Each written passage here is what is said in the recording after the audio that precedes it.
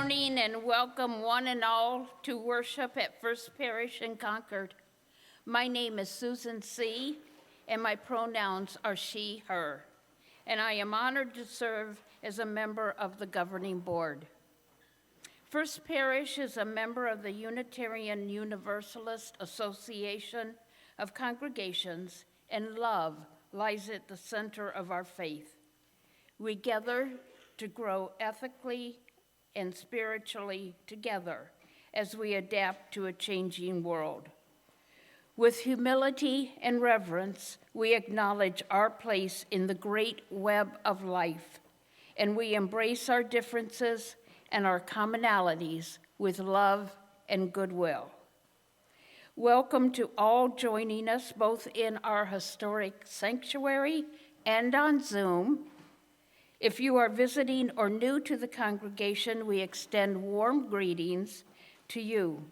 If you need an assisted listening device or any other assistance during worship, please see one of our ushers at the rear of the sanctuary.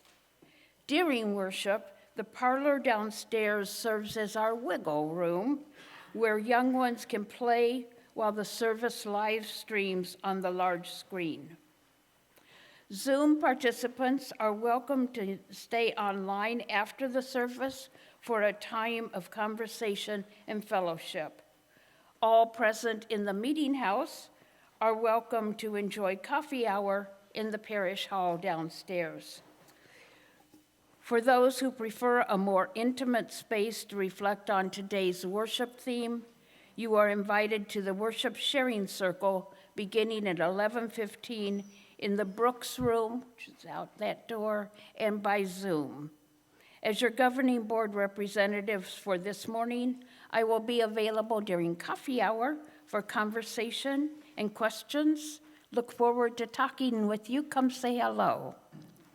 We're delighted to be joined today by the Lincoln Ringers under the direction of Diane Burke. We know you'll enjoy this music and their gift. Please check out the announcements inserted in your order of service, where you'll find some of the many ways to deepen your engagement with our spiritual community and respond faithfully to the challenges of our wider world. Welcome once again. Together in worship is a sacred act, and your presence among us is a blessing. We are glad and grateful that you are here.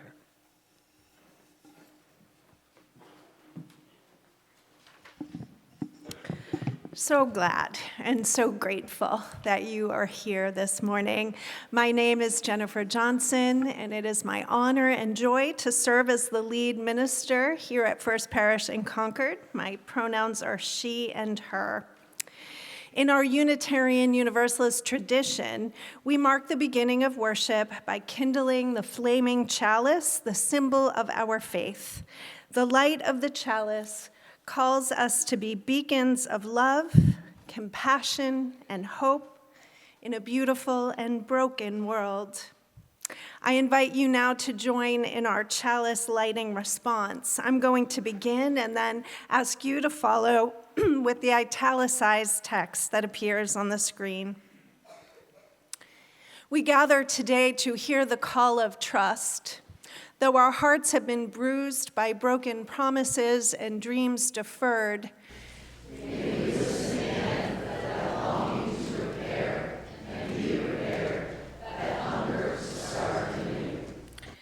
like this flame, trust is something that needs to be rekindled again and again.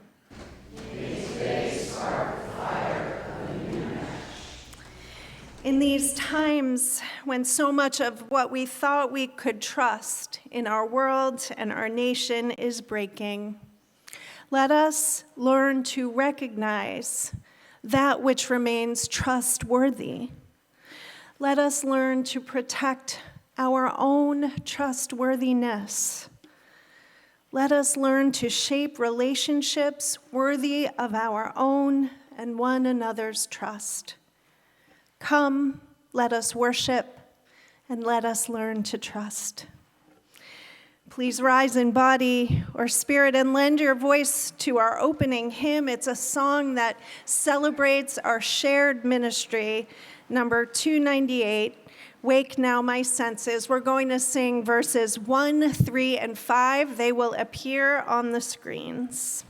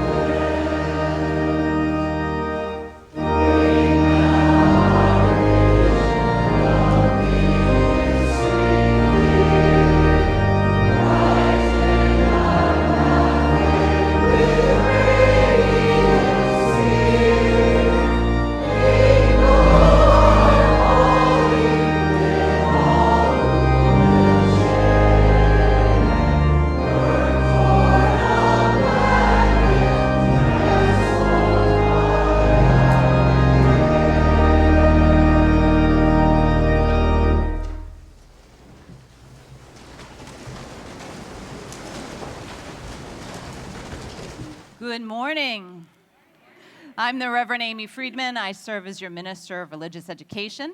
And I want to invite anyone in kindergarten through 5th grade to come forward so you can be a little closer. And if you can stay in your seats if you prefer. And I want to tell 7th graders and teens who are in high school that the youth service leaders is happening right now in the Brooks room, so you can head down there right now. And all adults who might need a little help with your cell phones, there's going to be a tech cafe in the parish hall following the service. So they are ready to help you with those little things that you keep forgetting how to do or just never knew how to do. So I hope that you will take advantage of that. Please make a spot for your friends.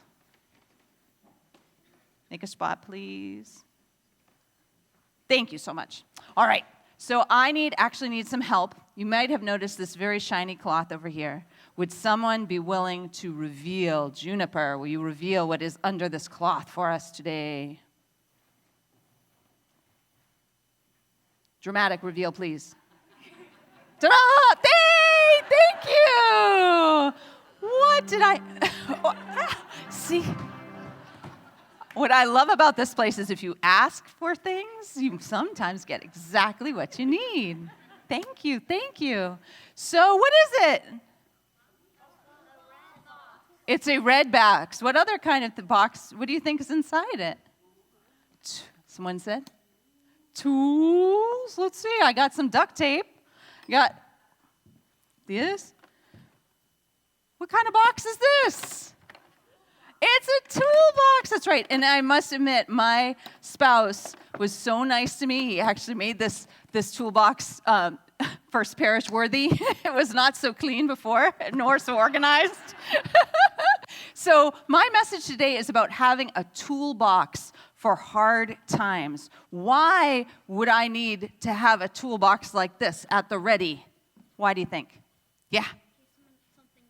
In case something breaks. What other reasons? Why is it handy to have a toolbox? Yeah.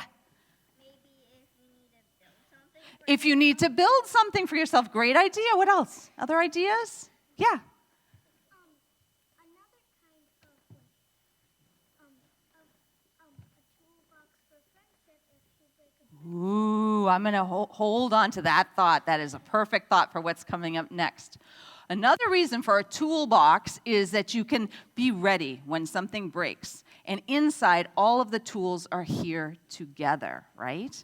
So, I'm going to put this over here.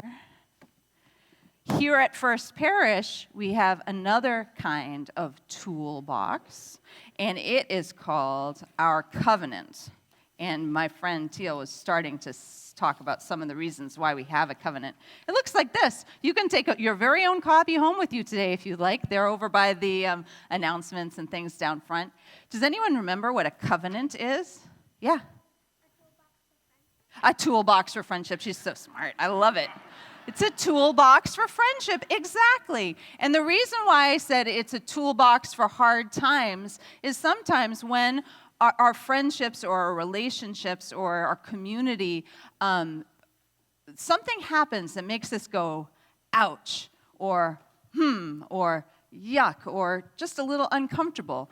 The covenant is a way of us looking through here and saying, okay, what are our promises to each other? And it's a way that we can work together to continually build this place into a beloved community. The beloved community, we are a community. The beloved community is our vision of becoming an ever more inclusive and progressive place that lives our values, not only when we're together here in this building, First Parish in Concord, but when we go out into the world and live our values and make a difference in the world. So that is my message for you this morning. Today, in our service, Jennifer is going to be talking more about our covenant. And in our religious exploration, we've been talking all month long about trust. And today, we're going to talk about fixing broken trust. So, Teal, you are right on with how do we fix broken friendships. We're going to learn some tools for that because there actually are some things and steps that we can take to help fix and repair our friendships and our relationships with our families, too. And with that, let us all join together in song as we head off to religious exploration.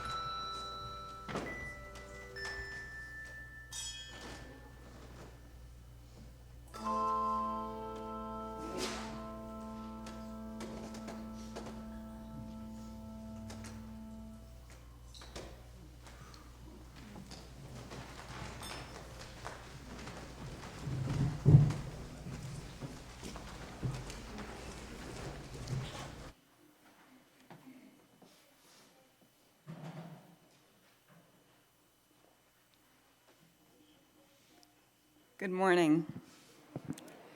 My name is Elizabeth Ide. My pronouns are she, her, and I am your acting minister of congregational care. I am here to guide us into a time of prayerful meditation. Yeah. I'm not the only one who's here to guide us into a time of prayerful meditation. Thank you. That was beautiful. Together, we practice a weekly ritual of making room for one another, creating that space to lay down what is heavy and uplift what is joyful. We bring our sacred milestones to this place, trusting in the consistent presence of gathered witnesses.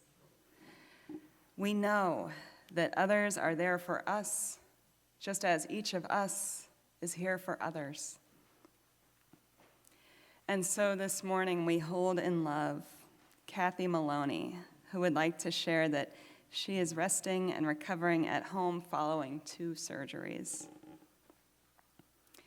Jim Reynolds, who had a minor heart attack on Saturday, March 22nd. He spent 4 days at Leahy, where he had a stent inserted, and he's now resting comfortably at home and at church, imagining all the nice things people will say at his funeral, which he hopes will be a long way off.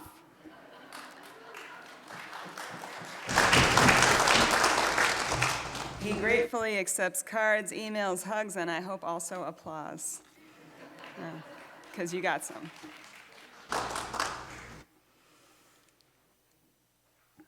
Also, Sue Dovey's grandson, Cole, is home from the hospital and doing well. And we lift up the Reverend Karen Lewis Foley, who was a former interim minister and former interim associate minister for pastoral care here. She shared that her husband, Dan, was diagnosed with Alzheimer's last spring and recently moved into assisted living in Charlottesville, Virginia, where the couple retired in 2015. Their daughter lives nearby and together with their son is supporting the family. Reverend Karen also shares her joy that her granddaughter, Cordelia Rice, was bat mitzvah on March 1st in a moving ceremony in Charlottesville. May Kathy, Jim, Cole, and Dan all experience ever greater healing and ease. And may Cordelia, Karen, and Sue be known and supported by the wisdom that strengthens all connections and each of us. Into this space where we have made room for one another, I invite each and all of you to share the names and sacred concerns that you are holding today, either by typing them into the chat or saying them aloud into the space that surrounds you.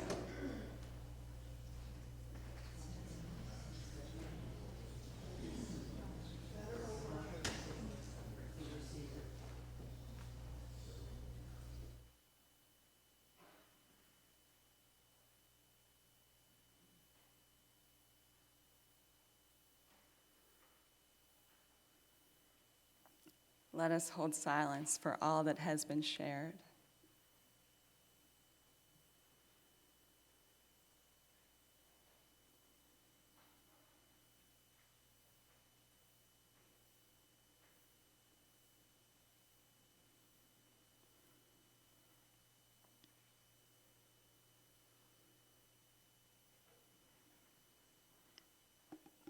Our meditation this morning is inspired by the words of Louisa May Alcott.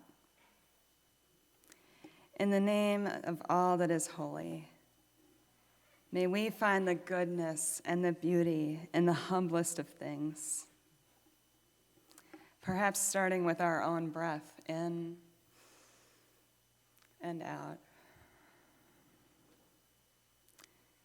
When things break, when we encounter suffering, when the sharpness lasts so much longer than the space it took to speak it, may we notice that we are already doing some of what must be done. every breath an opportunity to practice giving and receiving, the power of a promise kept. Gathered in space and online, visiting once, twice, or again and again, may each of us find the beauty in what is, including every breath, including each of us. Let us breathe in more good and let go of what we must, again and again. Amen.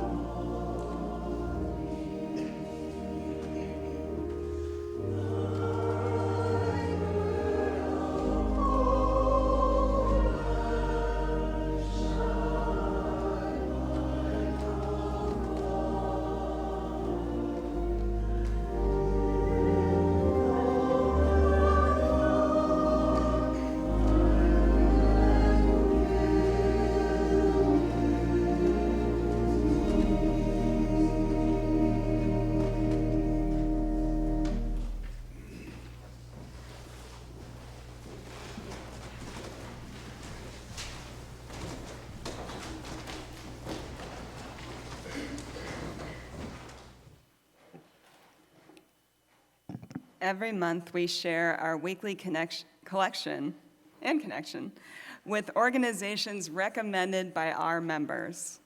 This March, we are sharing contributions with the Massachusetts Women's History Center.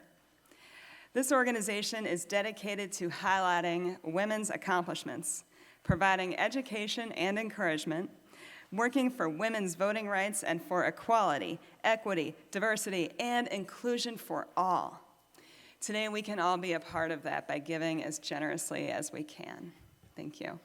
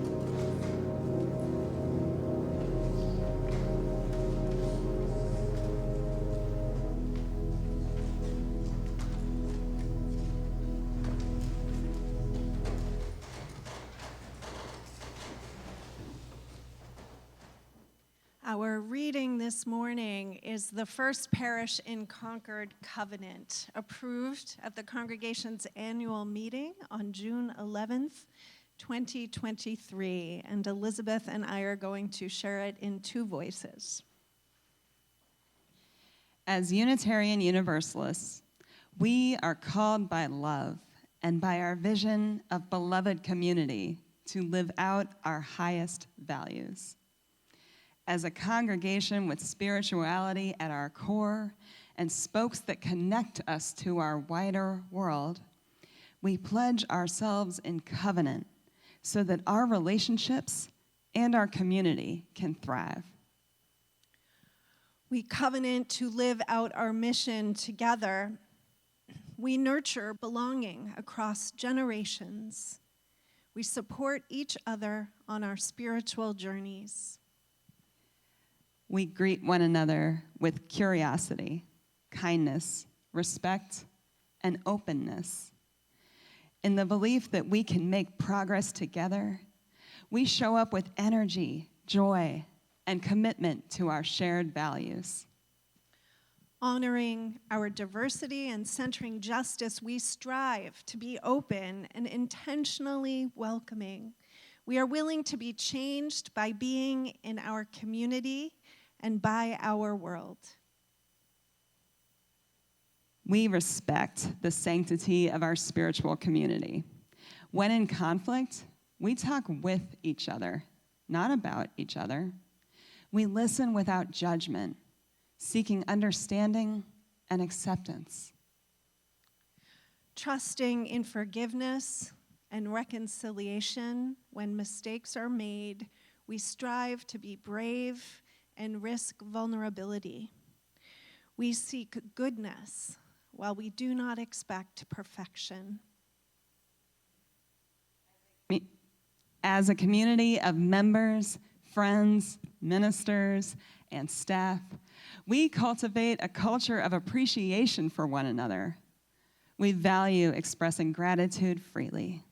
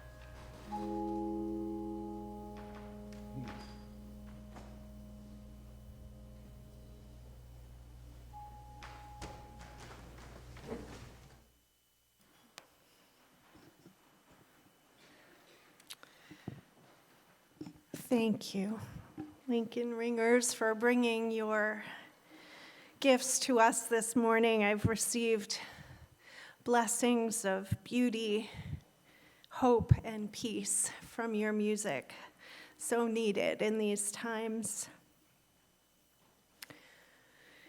In less than 3 short weeks, the community of Concord and unknown throngs of visitors will be celebrating the 250th anniversary of the battles of Lexington and Concord, which launched the American Revolution, right here on the literal ground beneath our feet, culminating in the establishment of American democracy.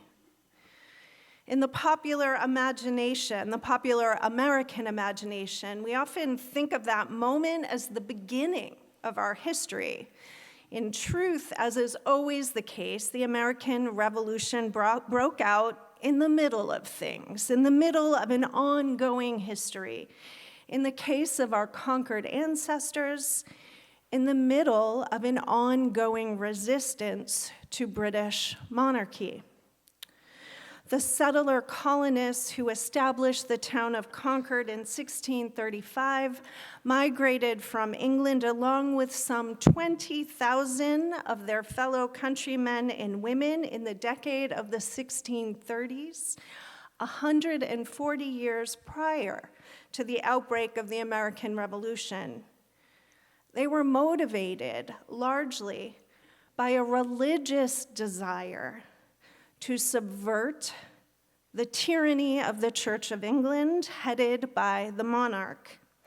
They wished to establish free churches, governed not from the top down by king and his bishops, but by their own lay members.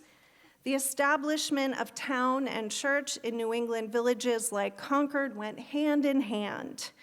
In Concord, the church established by those first settler colonists was this one, the first parish in Concord. We gathered here in person and online. We are their direct spiritual descendants.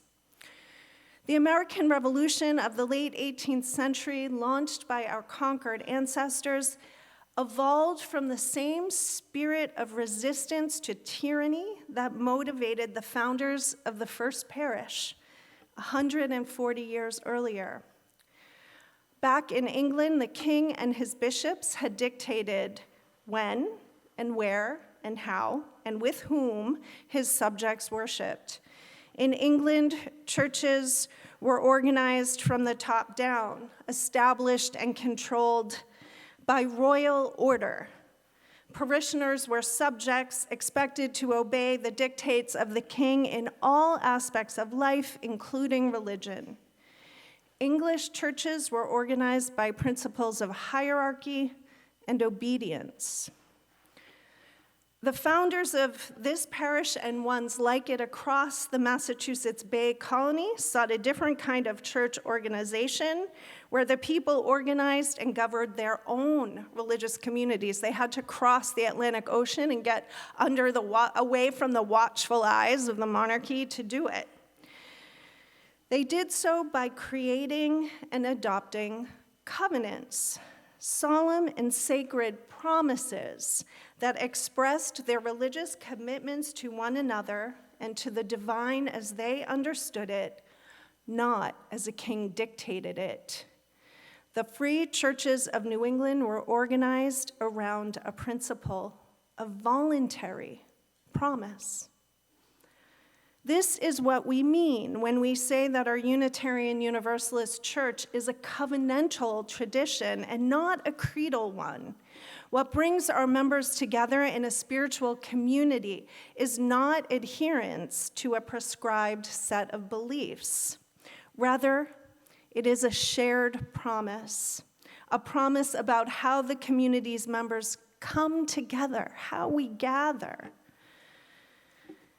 and how we seek understanding of the divine, or truth, or love, or another word for what matters most deeply and ultimately in our lives.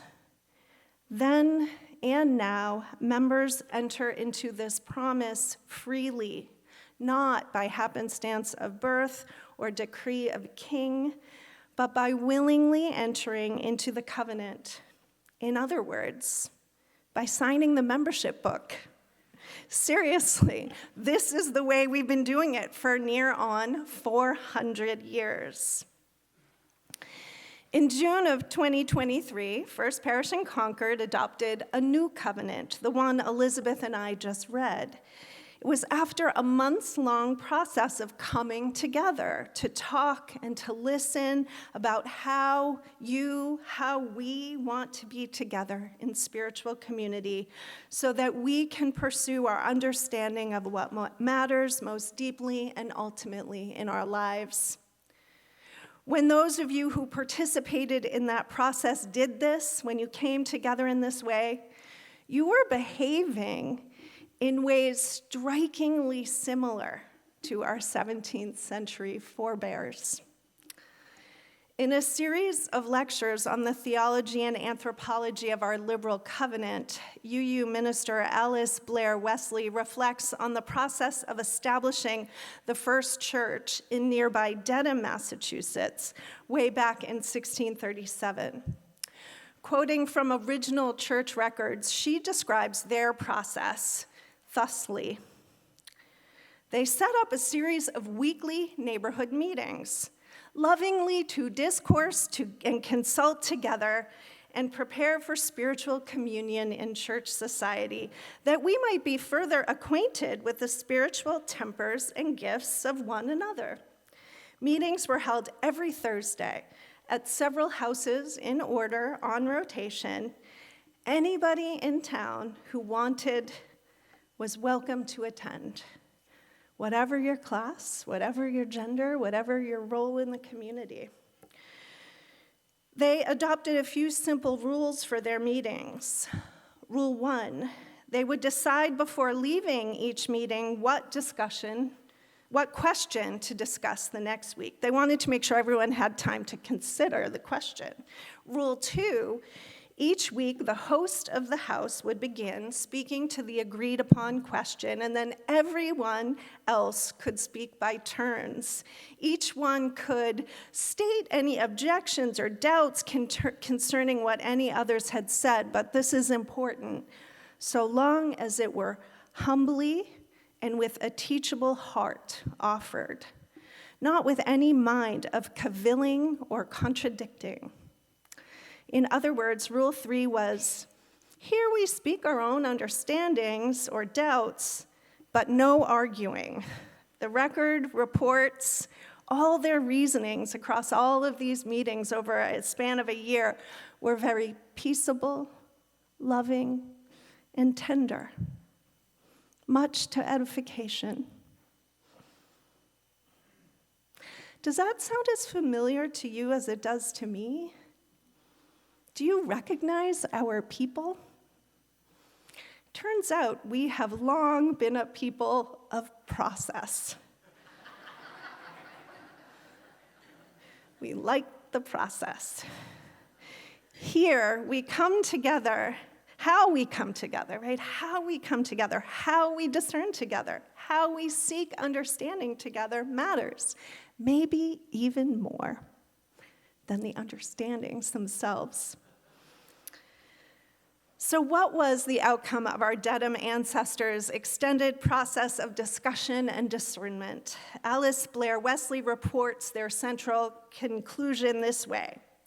Members of their new free church should be joined in a covenant of religious loyalty to the spirit of love. And once the members were joined in a covenant of their own writing and signing, the members' loyalty in the church should be only to the spirit of love, working in their own hearts and minds. No one, not the governor, nor the general court, nor the faraway king, would have of any authority in the local free church. They would seek and consider counsel from others often. They were reasonable, but accept rulings or commands contrary to their own experience of the Spirit? Never. I want to digress here to say that neither Alice Blair Wesley nor I intend to idealize the founding ancestors of our New England small towns and free churches. We know enough of history to acknowledge the oppression and tyranny these same communities of settler colonists brought to bear on the indigenous people of this land and enslaved Africans. We know enough of history to recall that at times they defied their sacred promises by imposing rigid religious strictures on their own spiritual companions. Our inheritance from them is mixed, but we are their spiritual heirs, for better and for worse. And in the process of our Dedham ancestors' discernment, as described by Alice Blair Wesley, I think we catch the spirit of the better. We catch the celebration of individual freedom of conscience, the value, the need for beloved community, the spirit of resistance.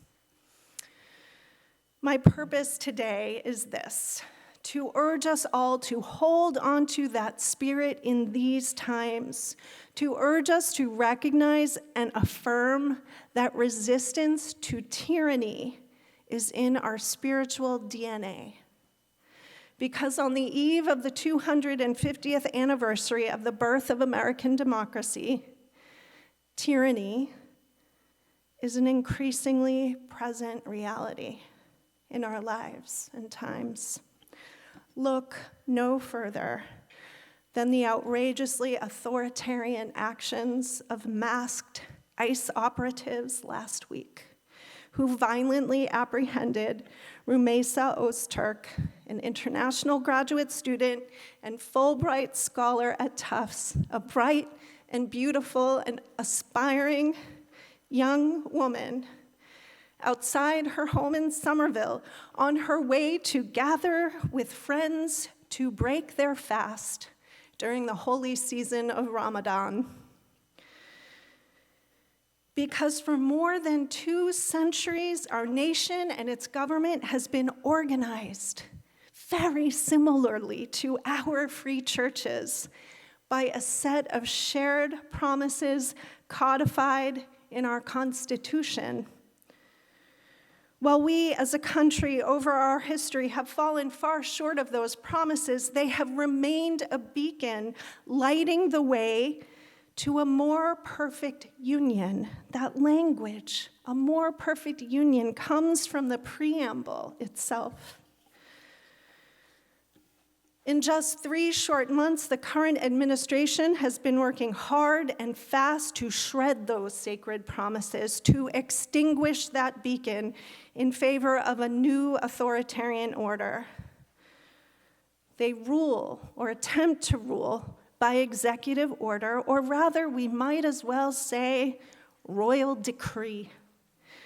And the decrees coming down are baked hard with greed and cruelty, the hallmarks of tyranny.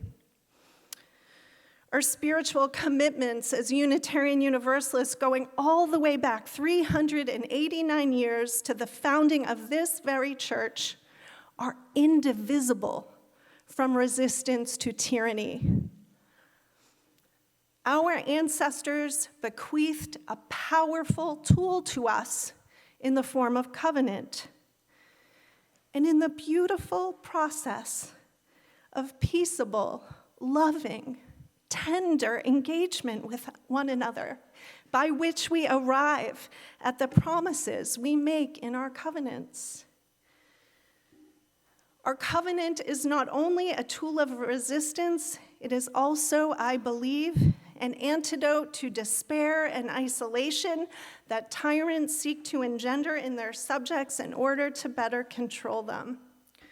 One of the reasons that tyranny engenders despair and isolation is because there is no basis for trust in the tyrannical relationship.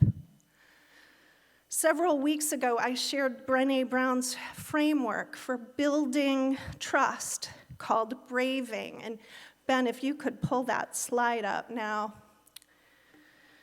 There are no boundaries, no limits to a tyrant's power, and subjects are denied the agency to set their own limits. Reliability. There is no assurance that the tyrant will do what they say they will do, no commitment. And there are no processes in an authoritarian regime to hold tyrants accountable. Vault is the term that Brené Brown uses to convey the expectation of privacy and confidence necessary to trust. Under a tyrannical regime, the lone individual or citizen and subordinate institutions have no rights of privacy from their government. Tyranny, I would argue, is the polar opposite of integrity.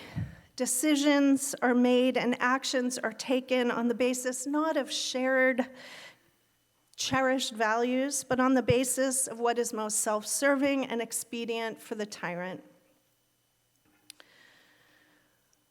Judgment without due process and without regard to the basic human needs of individuals is a modus operandi of tyrants. This was frighteningly exhibited in the violent arrest of Rumeysa Ozturk last week. Generosity. Tyrannical regimes are fueled by suspicion of others. The least generous motivation and intentions are assumed in all relationships. Braving.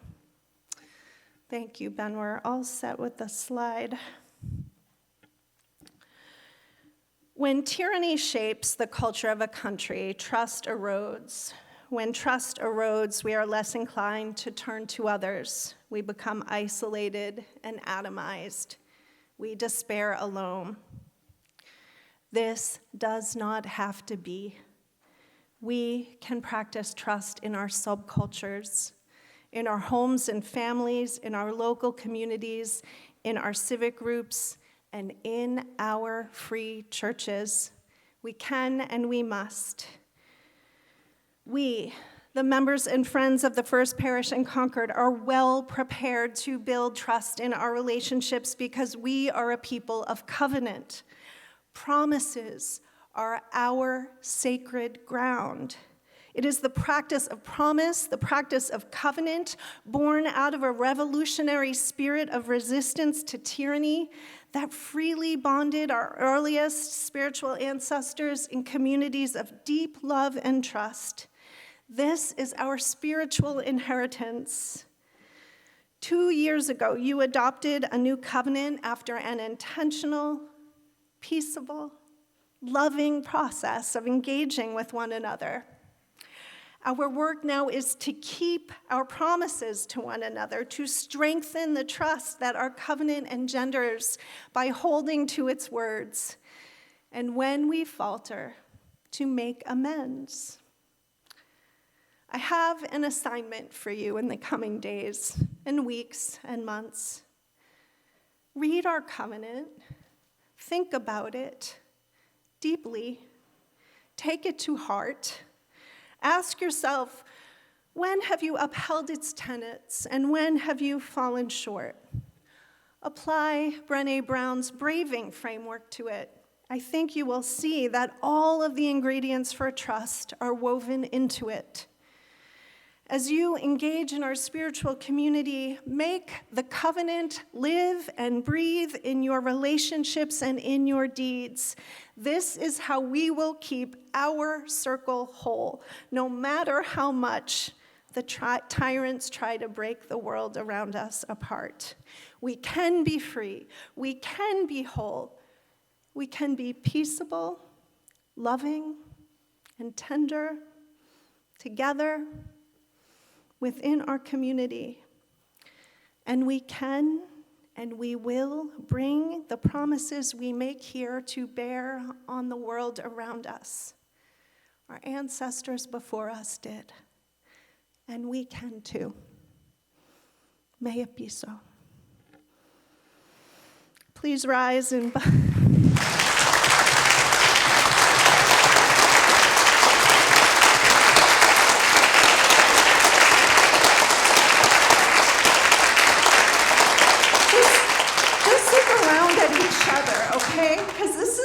about all of us, right? All of us together. So look around at each other.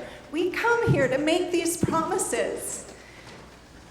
We come here to be whole together, and we are doing it, and we'll keep on doing it. Thank you. Let's rise in body or spirit and sing together. Break not the circle.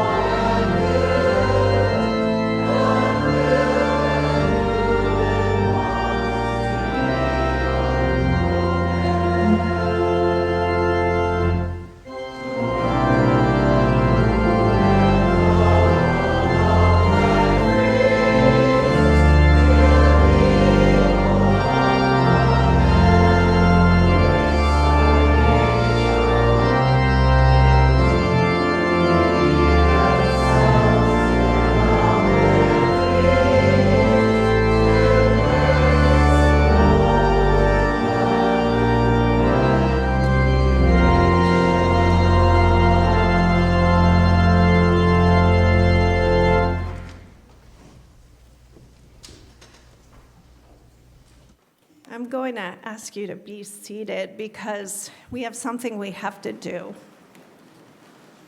We can't end this service without affirming our covenant together. So this time, you all are going to read it with me.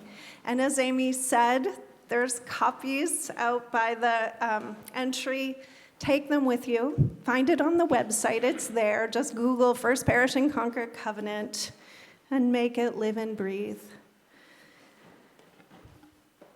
I'm going to begin, and then your parts will appear on the screen.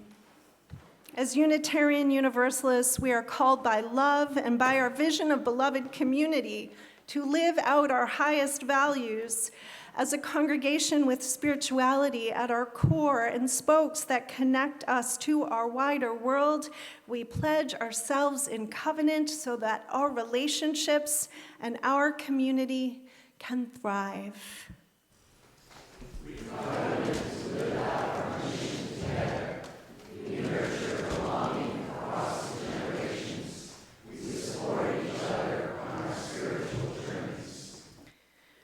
We greet one another with curiosity, kindness, respect, and openness. In the belief that we can make progress together, we show up with energy, joy, and commitment to our shared values. Honoring our diversity and centering justice, we strive to be open and intentionally welcoming. We are willing to be changed by being in community and by our world. We respect the sanctity of our spiritual community. When in conflict, we talk to each other, not about each other. We listen without judgment, seeking understanding and acceptance.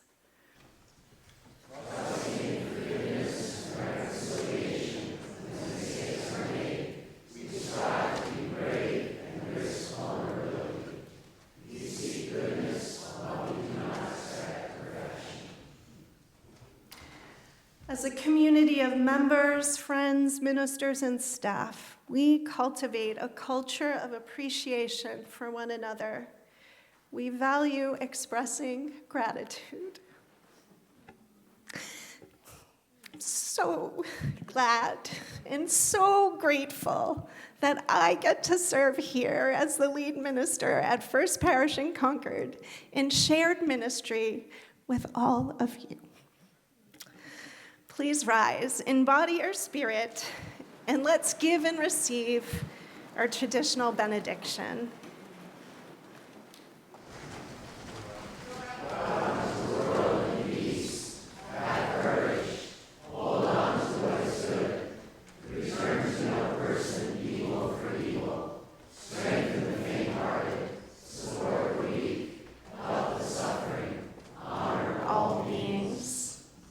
Please be seated to enjoy the postlude, the Lincoln Ringers once again.